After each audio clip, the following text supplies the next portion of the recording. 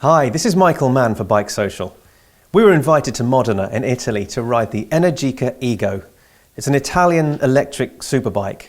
The prototype was unveiled this time last year, and it should be on sale from spring of next year in 2015 at a price in the region of £23,000.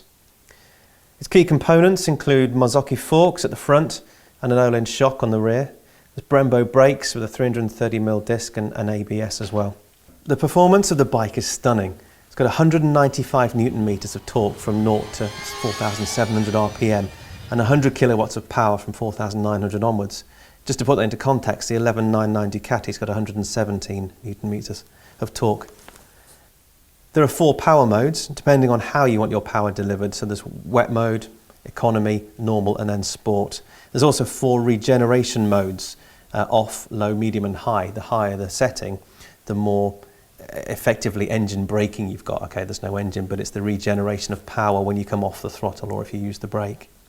Range is always a question when we talk about electric motorcycles. The claim is that at 60 miles an hour you'll get 60 miles of range out of it. But power-wise, performance-wise, 0 to 60, you'll get there in under 3 seconds. But the power is delivered so well because it's so very smooth. There's all that torque on tap, but it's not brutal in any way. There's no clutch, there's no gears, and there's no emissions. Sound, again, is another question we're often asked when talking about electric bikes.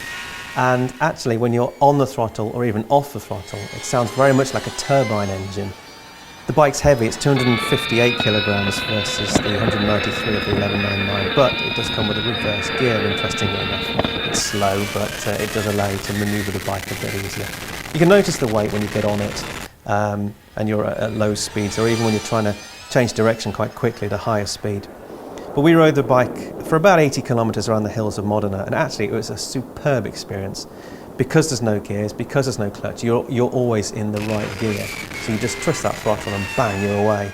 In terms of charging the battery, the standard bike comes with a 3.5 hour charge from 0 to 100%. There is an optional extra of having a fast charger installed, and that'll take you from 0 to 85% in about 30 minutes, which is pretty impressive. Even after blasting around for about 80 kilometers or so, there was still an indicated 34% of battery remaining on the very clear and rather colourful TFT display. We understand there's a naked version coming soon with different styling and bars, and that's due to be unveiled at the Milan Motorcycle Show in November, and it'll be called the Ava. Until then, you can read the full review of the Ego at bikesocial.co.uk.